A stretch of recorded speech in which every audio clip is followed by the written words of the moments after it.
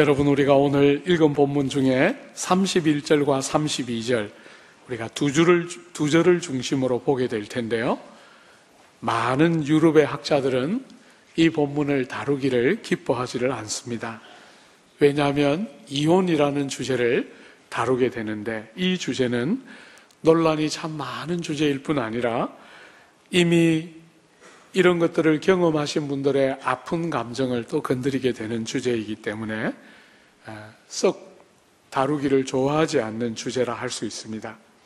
거기다가 서구 사회가 생각할 때 한 사람이 이혼하고 아니하는 것은 다분히 개인의 삶의 영역에 속하는 프라이버시가 아닌가 생각하기 때문에 이런 주제는 더 다루려고 하지를 않게 되지요.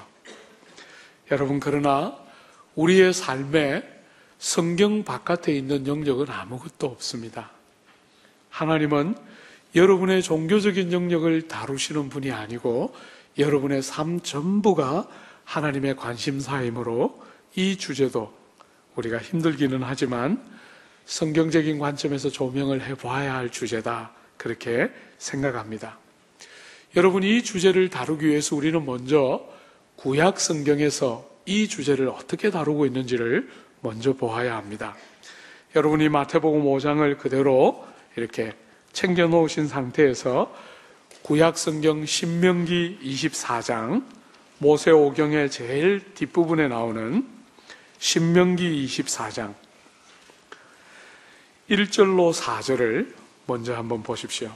신명기 24장 1절로 4절, 창세기, 출애굽기, 레위기, 민수기 다음에 나오는 신명기, 그죠? 5번째입니다. 신명기 24장 우리 같이 한번 교독해 볼까요? 제가 한 절하고 여러분들 한 절 하시고. 사람이 아내를 맞이하여 데려온 후에 그에게 수치되는 일이 있음을 발견하고 그를 기뻐하지 아니하면 이혼 증서를 써서 그의 손에 주고 그를 자기 집에서 내보낼 것이요,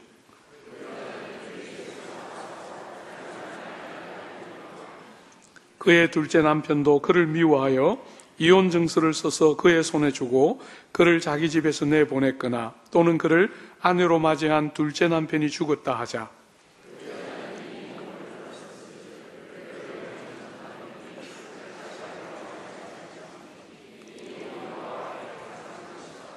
너는 내 하나님 여호와께서 내게 기업으로 주시는 땅을 범죄하게 하지 말지니라.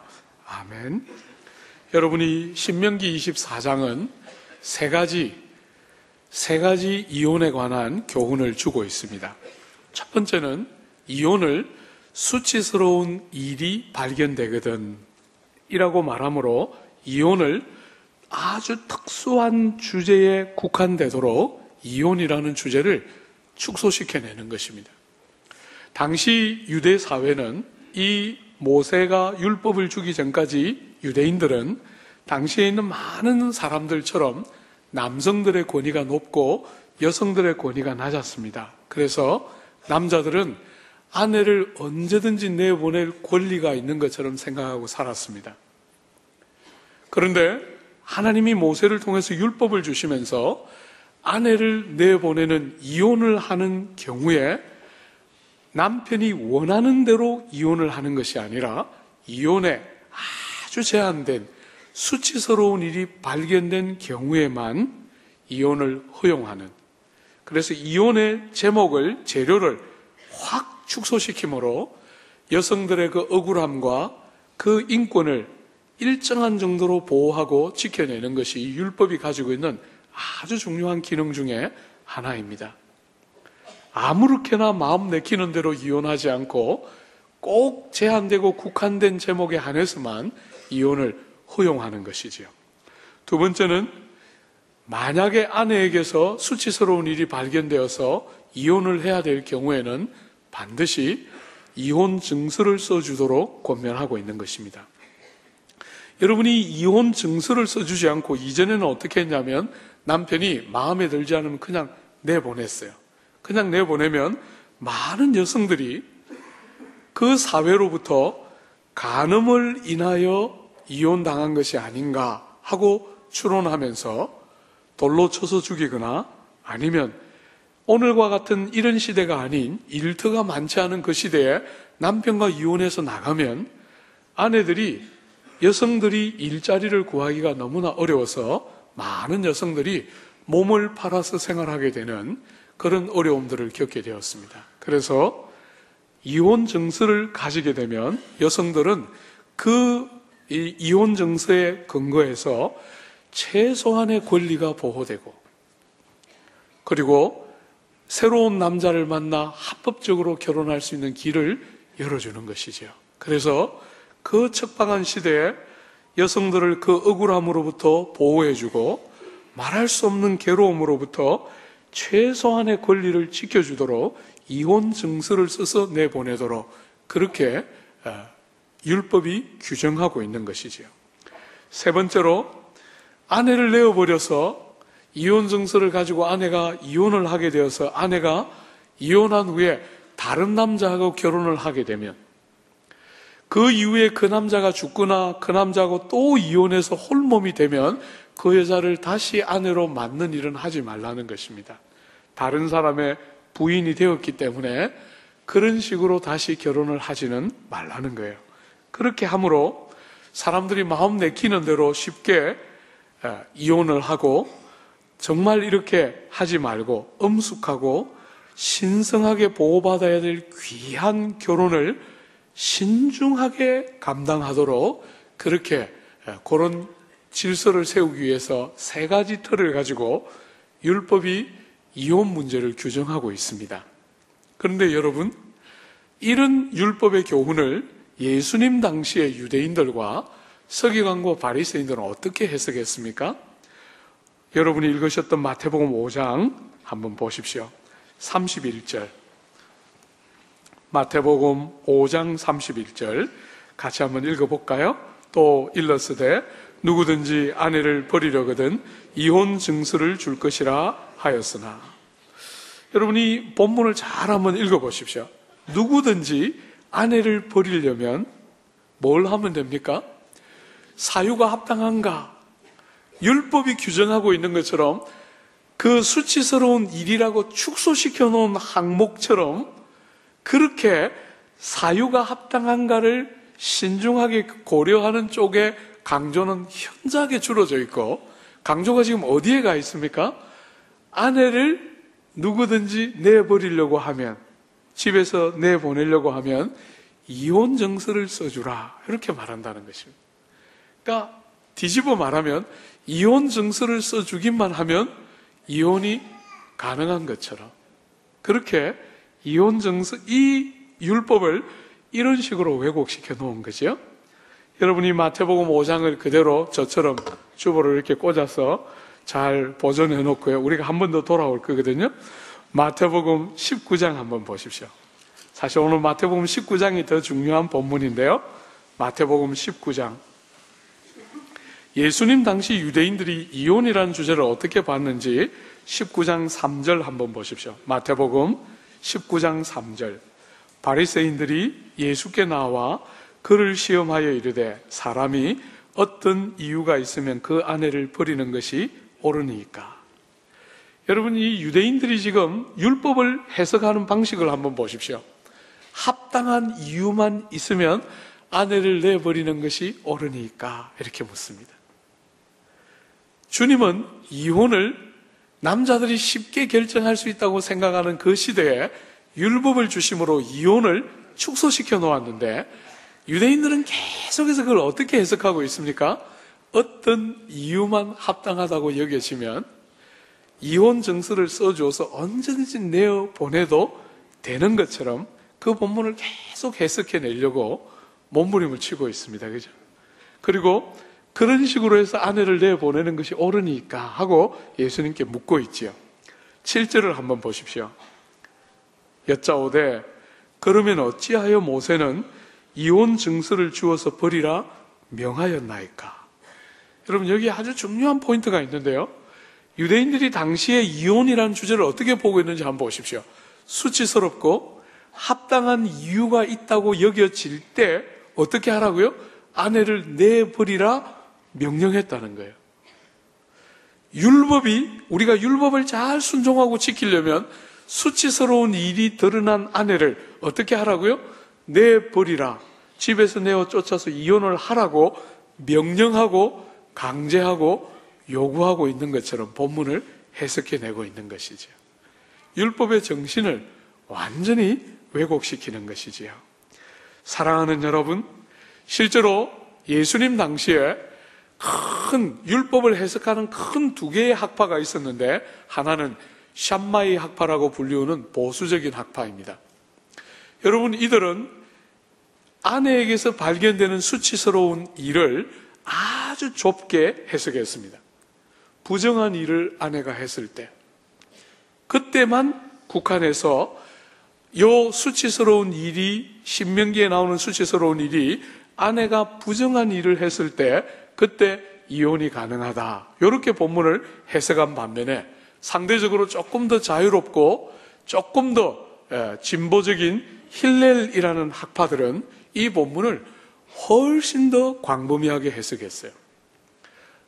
수치스러운 일, 아내의 편에서의 수치스러운 일, 이렇게 말할 때 그것을 굉장히 폭넓게 해석해서, 아내가 오늘 아침에 교회를 오기 전에 밥을 하고 국을 끓였는데 밥이 탔습니다. 그러면 수치스럽게 여겨서 내쫓을 수가 있는 것입니다. 소금을 좀 너무 많이 넣었어요. 50이 넘고 이러면 미각이 좀 약해지잖아요. 좀 많이 넣었어요. 오늘 국이 너무 짜서 기분이 상했다 하면 내보낼 수 있는 것입니다. 길거리를 가고 있는데 아내가 어떤 남자하고 서서 이야기를 하는데 마음이, 시기심이 발동이 되어서 불편해지면 내보낼 수 있습니다. 이런 식으로 힐렐의 교훈을 따라 당시에 많은 유대인들이 샴마이의 교훈을 좋아하지 않고 힐렐의 교훈을 따라서 많은 당시를 사는 유대인들이 아내를 여러 가지 구실을 붙여서 내어보냈어요. 사랑하는 여러분, 이런 배경이 오늘 사실 마태복음 5장 그리고 마태복음 19장의 배경이에요. 여러분, 주님은 이런 시대에 율법과 하나님의 말씀을 어떻게 해석해내고 있습니까? 4절 한번 보십시오. 19장 4절. 4절에 보면 3절에 아까 바리새인이 물었지요. 사람이 어떤 이유가 있으면 아내를 버리는 것이 옳습니까? 하고 물으니까 예수님 뭐라고 대답하십니까? 예수께서 대답하여 이르시되 사람을 지으시니가 본래 그들을 남자와 여자로 지으시고 말씀하시기를 그러므로 사람이 그 부모를 떠나서 아내에게 합하여 그 둘이 한 몸이 될지니라 하신 것을 읽지 못하였느냐?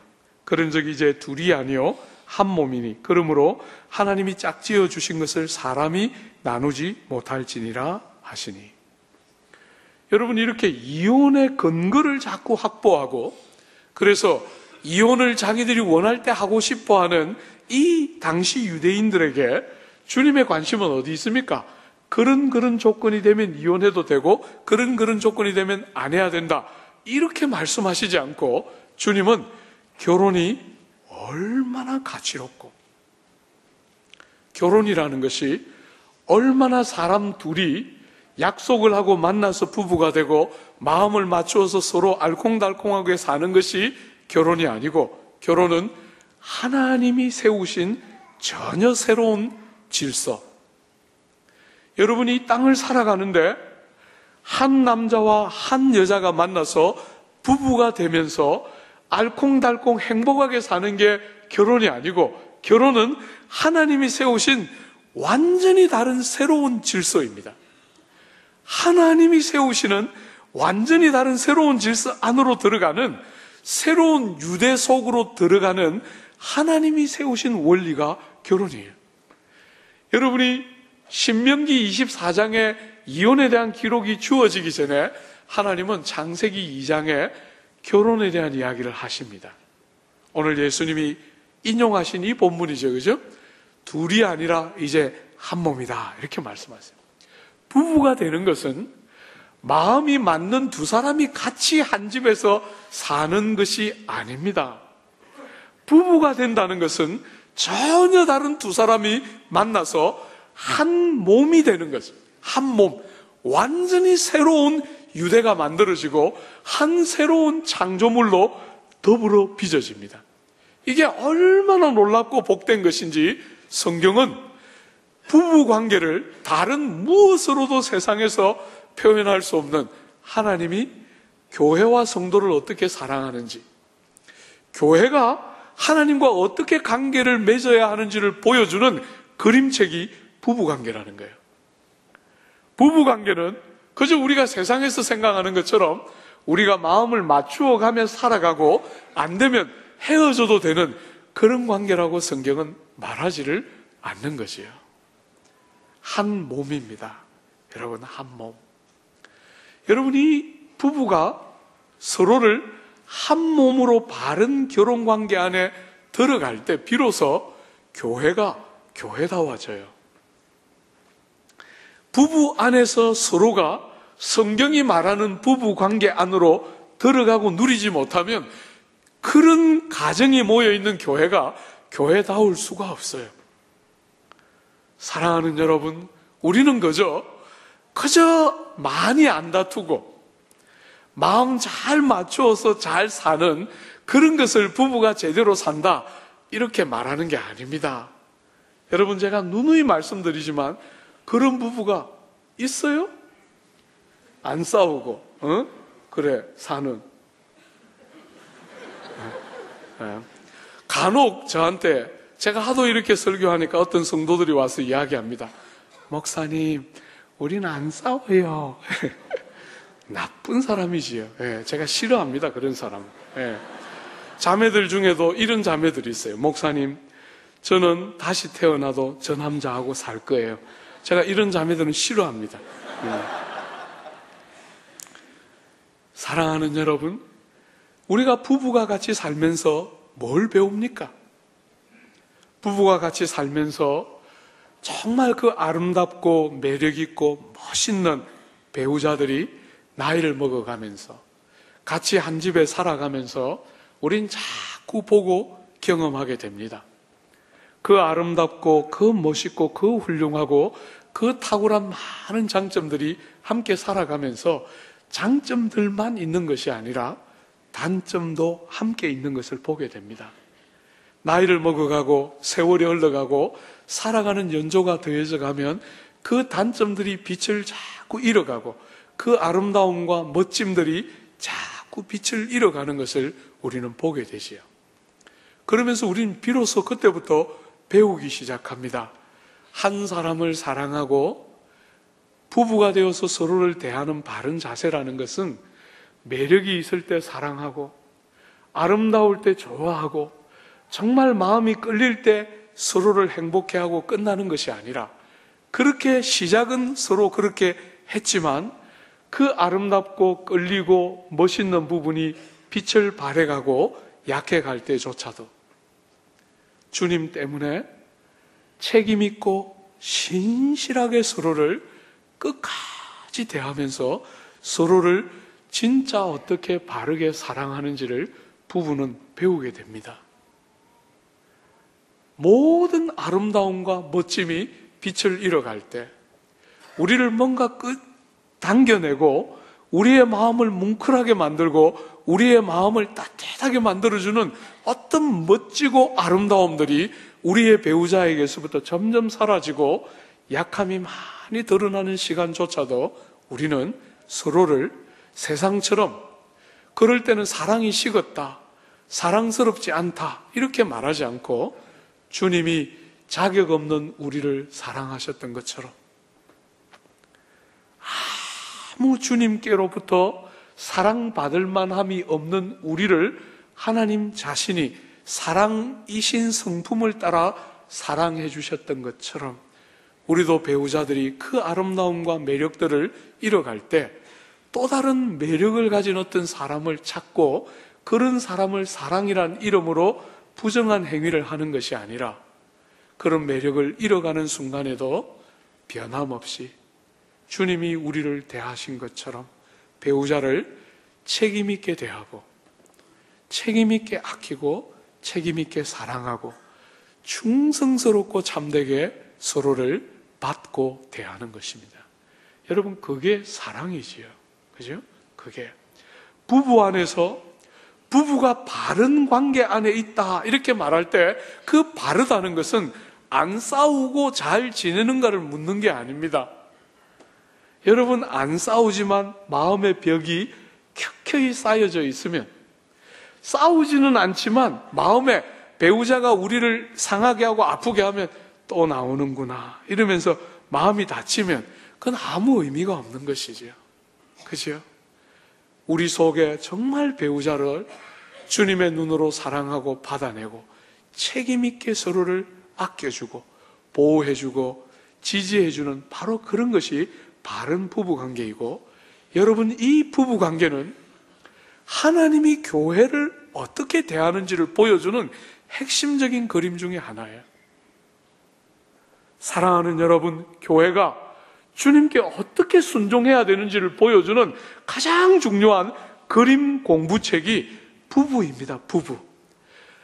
세상처럼 매력이 없어졌다고 해서 매력이 있는 어떤 사람을 찾는, 혹은 세상처럼 아름다움이 없어졌다고 해서 그를 옛날처럼 사랑할 수 없다고 생각한다면 우리는 주님을 전혀 모르는 이방인과 같은 자들이지요.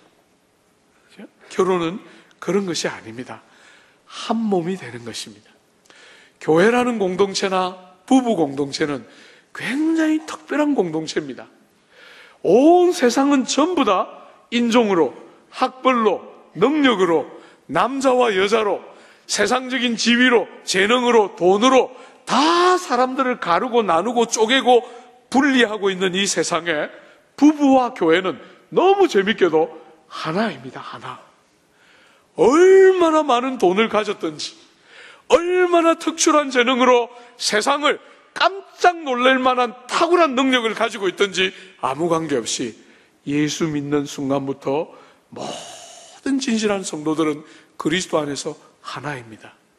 남자든 여자든 유대인이든 이방인이든 나이 많은 사람이든 젊은이든 어떤 누구든지 관계없이 그리스도 안에서 하나입니다. 하나. 그리고 그런 교회와 그리스도의 관계를 가장 잘 보여주는 그림은 부부밖에 없어요. 부부. 하나입니다. 하나. 누가 더 우월하고 열등한 것이 아니고 너무나 기가 막히게 두 완전히 독립적인 인격이 만났는데 한 몸으로 서로가 하나인 아주 독특한 이 새로운 유대가 부부이고 가정인 것이에요. 그러므로 사랑하는 여러분, 이혼 안 된다 이렇게 말하는 거죠. 하나님이 맺어놓으신 것을 사람이 나누어서는 절대로 안 된다 이렇게 말합니다. 성경이 우리에게 보여주는 이혼에 대한 하나의 예외가 있습니다. 하나의 예외. 여러분, 그게 뭡니까? 여러분이 읽으셨던 마태복음 5장 32절을 한번 보십시오. 마태복음 5장 32절 같이 한번 읽어볼까요? 나는 너희에게 이르노니 누구든지 엄행한 이유 없이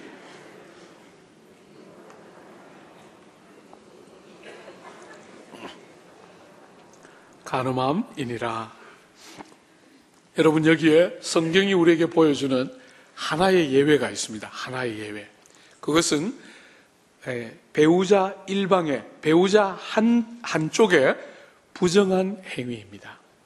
부정한 행위. 여러분, 이것은 참 중요한 부분인데요. 우리가 사는 이 사회는 남성들이 배우자가 있음에도 불구하고 부정을 행하는 것을 남자로서 할 수 있는 일인 것처럼 자꾸 가르칩니다. 여러분, 마음을 빼앗기고 구체적인 행실로 부정한 일을 하고 구체적인 행실은 없을지라도 마음을 빼앗기고 살아가는 것조차도 주님은 이혼 사유라고 이야기하십니다. 이혼 사유. 배우자 한쪽에 부정한 행위는 이렇게 절대로 이혼을 허락하려고 하지 않는 성경이 우리에게 유일한 예외로 인정하는 것, 그것이 배우자 한쪽의 부정한 행위입니다. 사랑하는 여러분, 너무나 당연하지요? 결혼은 그저 남자와 여자가 같이 사는 것이 아닙니다. 남자와 여자가 한 몸이 되는 것입니다. 한 몸. 그런데 배우자가 아닌 다른 사람과 부정한 행위를 하면 몸에 하나 되게 하신 것을 깨치는 것입니다. 배우자가 죽음을 통해서 우리 관계가 정리되면 그건 아무 문제 없지만, 그렇지 않은 상태에서 배우자 일방의 부정이 아닌 다른 방식으로, 부정한 방식으로 배우자가 있는 상태에서 또 다른 사람을 부정한 방식으로 대하게 되면 그것은 결혼의 하나 되게 하심을 깨치는 것이에요. 그래서 성경은 그런 경우만 예외적으로 이혼을 허락합니다. 오늘 사랑하는 여러분, 우리 남성들은 특별히 조심해야 됩니다. 한국 땅에서 남성들이 이런 죄를 짓는 것이 너무나 쉽게 여겨지고, 오늘 여성들까지도 함께 그렇게 살도록 부추기는 것이 오늘 조국 사회의 문화이지만, 성경은, 세상은 뭐라 할지라도 성경은 죄 없다 하지 않아요.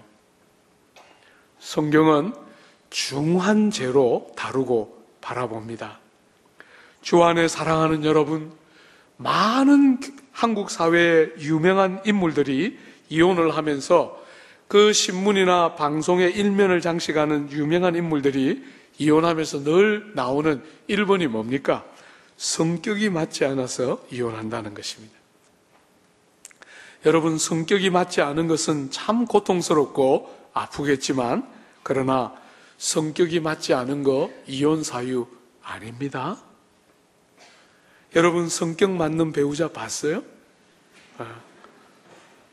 여러분, 대부분의 배우자들이 극과 극이 만납니다. 보통 보면 극과 극이 만납니다. 제가 이렇게 줄에 사실은 거의 한 400번 가까이 했거든요. 상당히 많이 했습니다. 제가 스페셜리스트입니다. 일종의. 여러분, 그 주례를 하는 동안 제가 수많은 쌍들을 봤지만 기가 막히게 짝이라고 찾아오는데 극과 극이 만납니다. 대부분. 그리고 얼마 안 있어서 와서 말해요. 목사님, 우리는 천적이 만났어요. 천적입니다. 이쪽 끝다리와 저쪽 끝다리. 어쩌면 그렇게 상대 배우자의 약한 부분을 아무도 못 본, 아니 더 정확하게 말하면 아무도 건드리지 않은 그 약한 부분을 정말 제대로 딱 파악해서 한 칼에 콱 찔러서 도려내는 그 배우자들을 우리 옆에 이렇게 붙여놓습니다. 대부분의 경우에. 성격이 안 맞는 건 말할 것도 없겠지요. 그죠? 성격이 안 맞는 거, 천적인 거, 그런 거 이혼 사유 아닙니다. 사랑하는 여러분, 여러분들이 이 땅을 살아가면서 성격이 안 맞고 생각이 안 맞는 사람하고 가정 안에서 맞추어서 살아가는 훈련들을 해봐야 교회를 어떻게 섬기는지가 보이는 거예요. 교회는 우리가 선택하는 대로 회중들이 모이는 게 아닙니다. 자기들이 옵니다. 그런데 더불어 몸을 구성하려고 해보십시오. 한 사람이 전부 다 한 가지씩 의견을 내면 3,500가지입니다. 그걸 다 묶어내고 붙여내면서 교회가 되어가는 것이에요. 가정 안에서부터 출발하지 않으면 절대로 할 수 없는 일이에요. 사랑하는 여러분, 심지어 고린도전서 7장에 보면 그 고린도전서 7장은 이런 본문을 우리에게 보여줍니다. 배우자 두 사람 전부 다 이방인이었습니다. 그런데 어느 날 배우자 중에 한쪽이 예수를 믿게 되었습니다. 여러분, 요즘도 배우자가 한쪽만 믿고 한쪽이 안 믿으면 얼마나 신앙생활이 어렵습니까? 그런데 그 시절은 말로 다 할 수 없었겠죠? 배우자가 한쪽이 예수를 믿게 되었습니다. 한쪽은 여전히 안 믿고 있습니다. 그러니까 얼마나 부부 생활을 해나가기가 어려운 게 한두 가지가 아닙니다. 한두 가지가. 그럴 때 사도 바울이 그 성도가 된 배우자에게 권면합니다. 네 짝이 불신자일지라도 네 짝이 너와 함께 살기를 기뻐하거든 이혼해서는 안 된다. 신앙을 이유로도, 신앙 때문에라도 배우자가 이혼하는 거 안 된다는 것입니다. 상대가 끝까지 너 신앙 때문에 못 살겠다고 말할 때는 어쩔 수 없지만, 배우자가 너 신앙을 어떻게 하든지 간에 그냥 가든지 안 가든지 간섭 안 하고 그냥 내버려라도 두면 절대로 이혼하거나 신앙을 이유로 이혼하는 거 안 된다. 이렇게 말할 만큼 이혼이라는 주제를 엄하게 다루고 이혼의 유일한 하나의 예외적인 조항으로 사랑하는 여러분, 배우자 한쪽의 부정한 행위를 들고 있는 것입니다. 주 안에 사랑하는 여러분, 그러므로 누구든지 이 사회처럼, 이 사회가 권하는 것처럼 누구든지 배우자를 가지고 있으면서 부정한 행위를 하거나 부정한 생각을 하지 않도록 자기를 잘 지켜야 합니다. 혼인은 너무나 귀한 하나님의 가장 중요한 선물과 축복 중에 하나입니다. 하나님은 여러분들이 생각할 때 너무 안 맞고 이렇게 평생 싸우다가 불행하게 끝나는 것보다 이혼을 해서 새로운 출발을 각자가 하는 게 더 낫지 않을까라고 싶은 순간에도 여러분 절대로 염려 말고 혼인에 하나 되게 하신 것을 지켜내십시오. 하나님은 절대로 실패하는 분이 아니에요. 여러분과 저는 실패할 수 있습니다. 우리는 눈에 콩깍지가 씌어서 잘못 택할 수 있고, 우리는 때로 인생의 어리석은 방식을 따라, 욕망을 따라 잘못할 수 있어도 하나님은 절대로 실패하지 않습니다. 여러분의 머리카락 하나 하나님의 허락하심이 없으면 땅에 떨어지지 않는다, 그렇게 말씀하셨어요.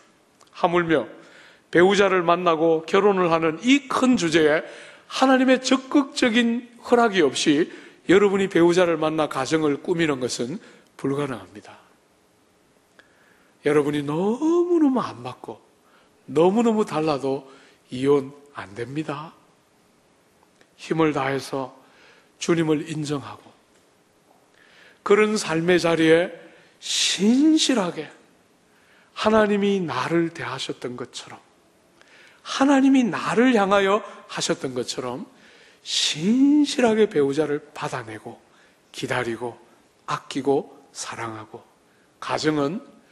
부부는 하나님이 주신 가장 귀한 선물 중에 하나예요. 심지어 불신 배우자일지라도 여러분의 남편이고 아내인 한, 여러분의 몸의 한 부분인 것처럼 여기고 아끼고 소중하게 대해야 합니다.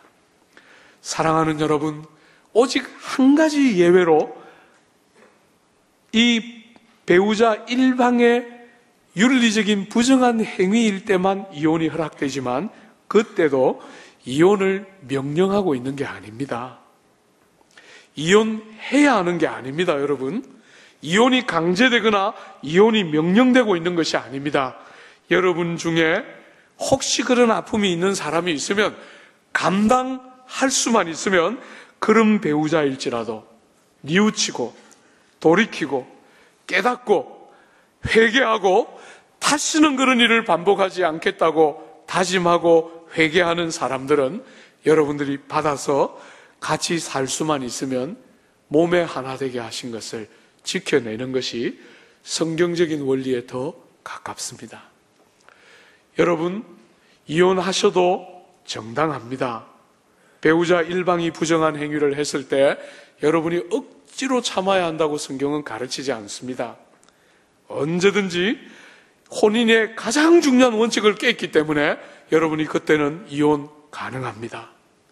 그러나 할 수만 있으면 그런 때조차도, 죽음이 우리를 갈라놓기 전에 그런 때조차도 받을 만만 하면 죄인인 우리를 받으셔서 용서하시고 우리에게 하나님 자녀의 너무나 존귀하고 영광스러운 신분을 우리에게 허락하셨던 그 하나님처럼 우리 배우자가 우리에게 중하고 큰 잘못을 범한 것이 틀림없지만 용서받지 못할 죄를 지은 것이라고 성경은 말하지 않습니다.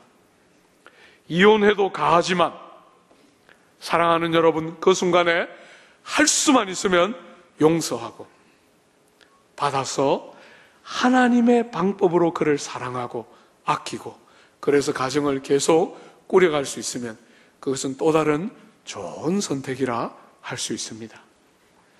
오늘 사랑하는 여러분, 만약에 그렇게 하지 않고 세상처럼 전혀 상대방이 부정한 일을 인하여 이혼을 했거나 혹은 죽음이 둘을 갈라놓지 않았는데 이혼을 하게 되면 어떤 일이 있게 됩니까? 내가 이혼한 그 여자가 다른 남자와 결혼하게 되면 그를 간음하게 하는 죄를 짓는 것입니다. 여러분 자신이 새로운 장가를 가게 되면 여러분 자신이 간음하는 죄를 짓게 됩니다. 세상은 법정에서 이혼 가능하고 땅땅 판결을 내렸을지라도 성경은 그렇게 여러분과 저를 판결하고 있는 것을 잊지 않아야 합니다. 사랑하는 여러분, 결혼은 얼마나 소중하고 정말 평생의 헌신과 인내로서 지키고 가꾸고 보호해야 되는 너무나 귀한 하나님이 세우신 새로운 질서입니다. 제가 이렇게 교회를 목회하면서 보면 30대, 40대, 50대는 주로 남자들이 혼인의 가치를 잘 모르고 아내의 귀한 줄을 모르고 세상에서 그저 살아남는 일에 시간의 대부분을 쏟아붓습니다. 직장에서 더 좋은 자리, 더 나은 자리 경쟁에서 이기려고 그 중요한 30대, 40대, 50대의 대부분의 시간을 직장에 보내고 아내의 귀한 줄을 모릅니다. 아내를 즐거워하고 아내를 행복해하고 아내를 축복하고 아내와 함께 시간을 보내는 그 귀한 일을 대부분의 남자들이 못하고 그냥 흘려보냅니다. 60이 되고 70이 되고 80이 되면 역전이 됩니다.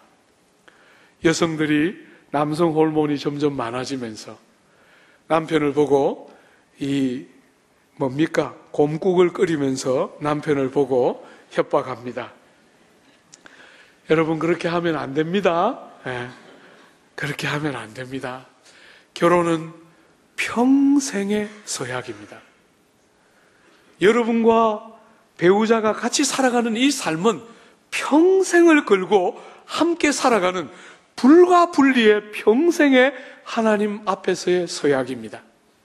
세상처럼 호르몬이 많아지고 남성적인 요소들이 더 강해지니까 어쩔 수 없다 하고 자매들이 60이 넘고 70이 되었을 때 남편 구박하고 저쪽 구퉁이에 그냥 자든지 밥 먹든지 밖에서 먹고 오든지 알아서 해라 이러면 안 됩니다. 평생 남편이 다 늙어서 몸져 누웠을 때도 부부의 도의를 최선을 다해서 감당하고, 남자들은 30, 40, 50에 세상에 자리 잡기 위해서 몸부림치는 것보다 아내를 귀하게 여기고 아내를 소중히 여기고 아내가 하는 말들을 귀담아 듣고 아내가 바가지를 끌고 나쁜 말들을, 여러분이 듣기 힘든 말들을 할 때 아내를 향해서 말해야 됩니다. 네 말은 말마다 시고 노래다. 어떻게 이렇게 놀라운 말들을, 이렇게 정말 때에 맞는 말들을, 도무지 정말 노래요 시라고 밖에 들리지 않는 이 놀라운 말들을, 아무도 나에게 해본 적이 없는 이 귀한 말을 오늘 나에게 해주는 건 너밖에 없다 하고 귀 기울여 듣고 고맙게 듣고 음악을 감상하고 시를 묵상하는 것처럼 아내의 말들을 그렇게 귀담아 듣고, 하나님이 가정 안에 두신, 부부 안에 두신 얼마나 귀한 복, 여러분이 가정 안에서 부부가 바르게 세워져야 교회가 바르게 세워지는 거예요. 교회가 가정 안에서 그런 것을 서로 배우지 못하면, 부부가 서로를 그렇게 받아가면서 사랑하는 것을 배우지 못하면 교회 와서 절대로 못 배웁니다. 사랑하는 여러분, 여러분에게 주신 귀한 짝들을 주님의 마음으로 소중하게 여기고 평생의 헌신과 불과 분리의 정말 소중한 희생들을 가지고 가정을 보호하고 지켜야 합니다.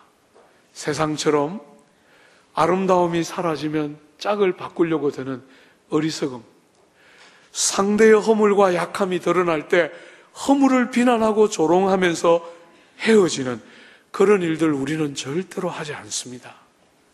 하나님을 인정하고 주님이 우리를 대하셨던 것처럼 서로를 끝까지 책임 있게 대해서 가정을 주신 하나님의 그 귀한 복이 여러분의 가정에 넘쳐나고 그 가정들을 통해서 교회가 살아나는, 교회가 교회다워지는 참 복이 여러분 가정에 넘쳐나게 되기를 바랍니다.